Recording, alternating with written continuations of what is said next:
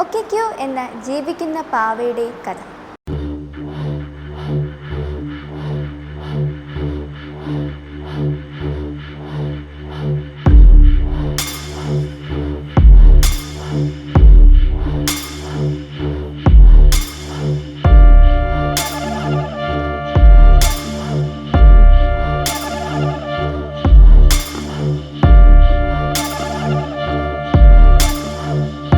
ജപ്പാനിലെ ഏറ്റവും ഭീതിപ്പെടുത്തുന്നതും എന്നാൽ വികാരനിർഭരവുമായ ഒരു നിഗൂഢതയാണ്.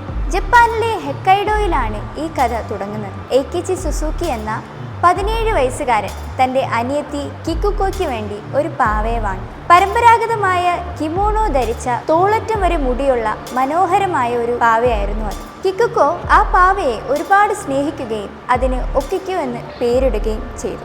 എന്നാൽ നിർഭാഗ്യവശാൽ 1 വർഷത്തിനു ശേഷം ഇൻഫ്ലുവൻസ ബാധിച്ച ആ പെൺകുട്ടി മരണപ്പെട്ടു. കിക്കുക്കോയുടെ ഓർമ്മയ്ക്കായി കുടുംബം ആ പാവയെ വീടിനുള്ളിലെ ഒരു പ്രാർത്ഥനാ മുറിയിൽ സൂക്ഷിച്ചിരുന്നു. കുറച്ചു നാളുകൾക്ക് ശേഷം തോളറ്റം മാത്രം മുടിയുണ്ടായിരുന്ന പാവയുടെ മുടി പതുക്കെ വളർന്ന് ഇടുപ്പ് വരെ എത്തി. തങ്ങളുടെ മകളുടെ ആത്മാവാണ് പാവയിൽ കുടികൊള്ളുന്നതെന്ന് ആ കുടുംബം വിശ്വസിച്ചു. 1938 സുസുക്കി കുടുംബം അവിടം വിട്ടുപോയപ്പോൾ പാവയെ ഹൊക്കൈഡോയിലെ മാനജി എന്ന ക്ഷേത്രത്തിലെ സന്യാസിയെ ഏൽപ്പിച്ചു. പാവയുടെ മുടി എപ്പോഴും വളർന്നുകൊണ്ടിരിക്കുകയാണെന്നും അതിനാൽ സന്യാസിമാർ അത് ഇടയ്ക്കിടെ വെട്ടിക്കൊടുക്കാറുണ്ടെന്നും പറയുമായിരുന്നു.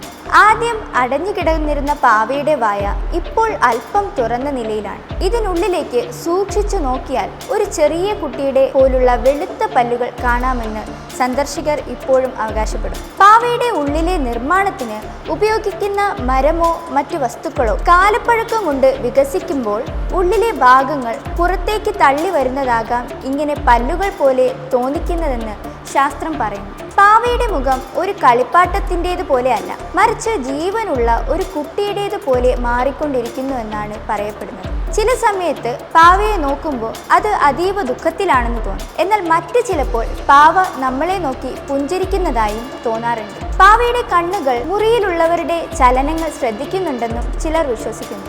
ഇത് പാരാഡോളിയ എന്ന മാനസികാവസ്ഥയാകാം. പരിചിതമല്ലാത്ത വസ്തുക്കളിൽ മനുഷ്യമുഖമോ ഭാവങ്ങളോ കണ്ടെത്താനുള്ള മനുഷ്യന്റെ സ്വാഭാവികമായ കഴിവാണിത്. ക്ഷേത്രത്തിലെ മങ്ങിയ വെളിച്ചത്തിൽ പാവയുടെ മുഖത്ത് വീഴുമ്പോൾ ഉണ്ടാകുന്ന ഒരു നിഴലുകൾ ഭാവം മാറുന്നതായി തോന്നിപ്പിക്കാം. ക്ഷേത്രത്തിലെ ആദ്യകാല സന്യാസിമാരിൽ നിന്ന് പ്രവചിച്ച ഒരു കഥയാണിത്. രാത്രികാലങ്ങളിൽ പാവയെ വെച്ചിരുന്ന പെട്ടിക്കുള്ളിൽ നിന്ന് ഒരു കൊച്ചുകുട്ടി തേങ്ങിക്കരയുന്നതോ തൻ്റെ സഹോദരനെ വിളിക്കുന്നതോ ആയ ശബ്ദങ്ങൾ കേട്ടിട്ടുണ്ടെന്ന് പറയപ്പെടുന്നു. പഴക്കമുള്ള തടി കെട്ടിടങ്ങൾ രാത്രി താപനില കൂടുമ്പോൾ മരം ചുരുങ്ങുന്നതും വികസിക്കുന്നതും സ്വാഭാവികമാണ്. ഈ ക്രീക്കിംഗ് ശബ്ദങ്ങൾ നിശബ്ദമായ രാത്രിയിൽ മനുഷ്യ ശബ്ദം പോലെ തോന്നാൻ സാധ്യതയുണ്ട്. പാവ തനിയെ നടക്കാറുണ്ടെന്ന ഭീതിപ്പെടുത്തുന്ന കഥകളും നിലവിലുണ്ട്.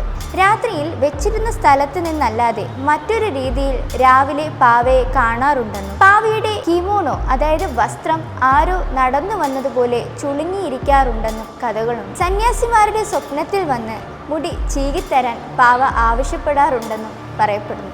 ഇത് ജാപ്പനീസ് നാടോടി കഥകളിലെ സുഗമോഗമി എന്ന വിശ്വാസമാണ് ബന്ധപ്പെട്ടത്. 100 വർഷം പഴക്കമുള്ളതോ അല്ലെങ്കിൽ ഉടമസ്ഥൻ വളരെയധികം സ്നേഹിച്ചതോ ആയ വസ്തുക്കൾക്ക് ജീവൻ ലഭിക്കുന്ന വിശ്വാസമാണത്.